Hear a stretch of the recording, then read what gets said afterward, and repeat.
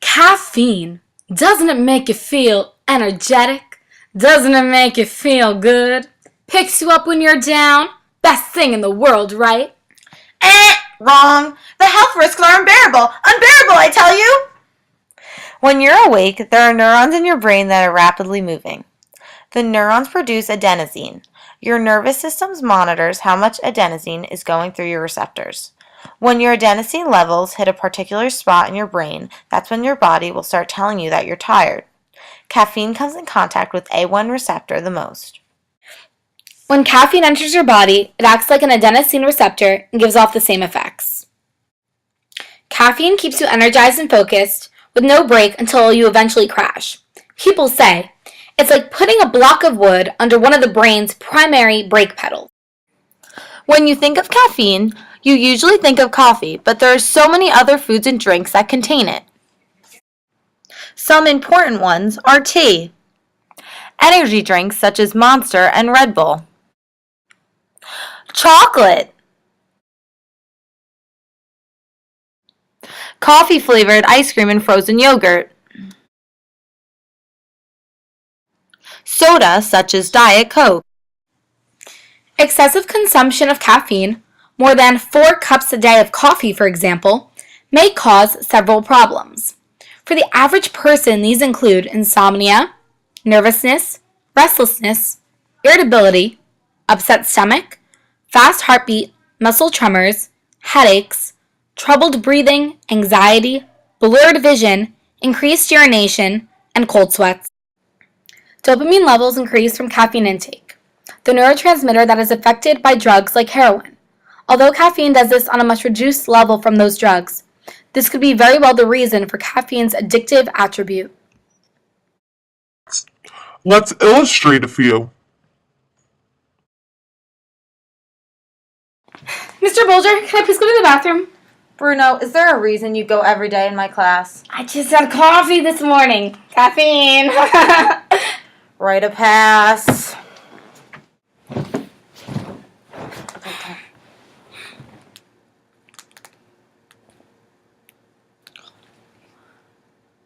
Jewel, I can't sleep. I know. I think I have insomnia.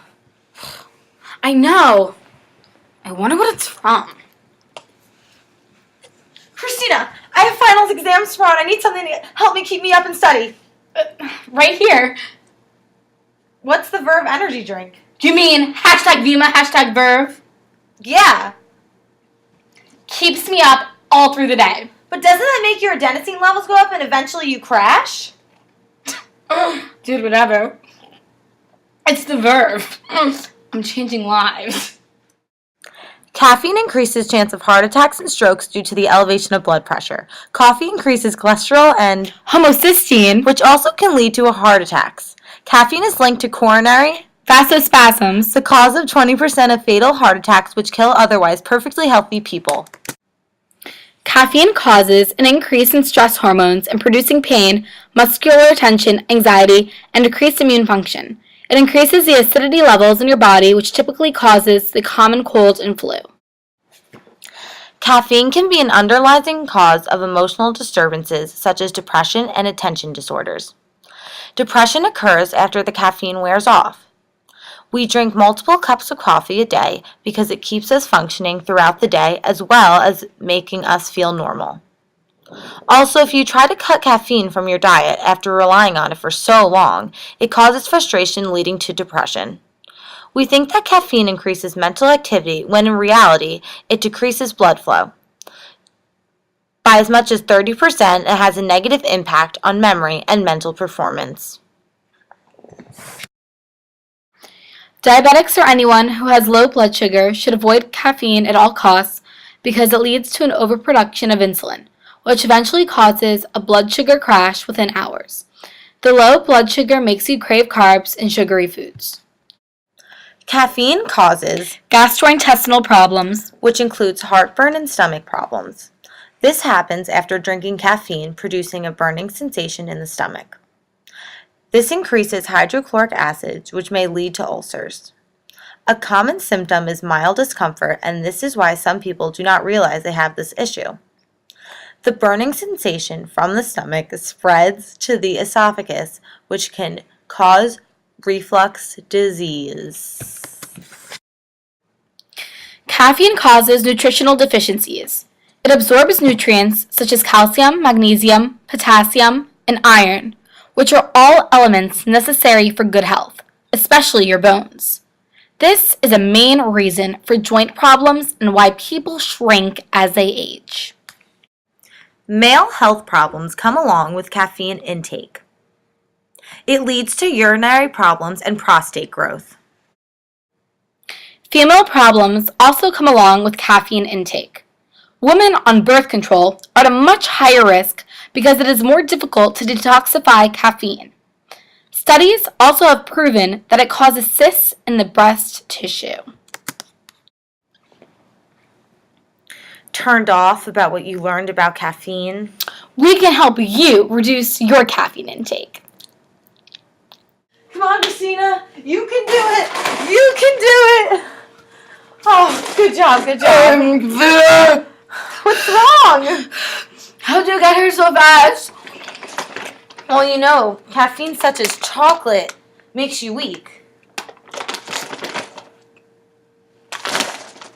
Tell me this now. Jewel, remember that time we started a caffeine commercial? Oh my God, yes! Good times. There's so many kids suffering from mild depression. Do you know this is the reason why? My patient Christina used to have coffee in the morning, open campus, even human behavior. Is it really worth it? Is it really worth it? Hi, my name's Christina Bruno, and I've been caffeine-free for a whole week. You're doing so well, Christina. Remember what I told you. It isn't worth it. Christina, it isn't worth it.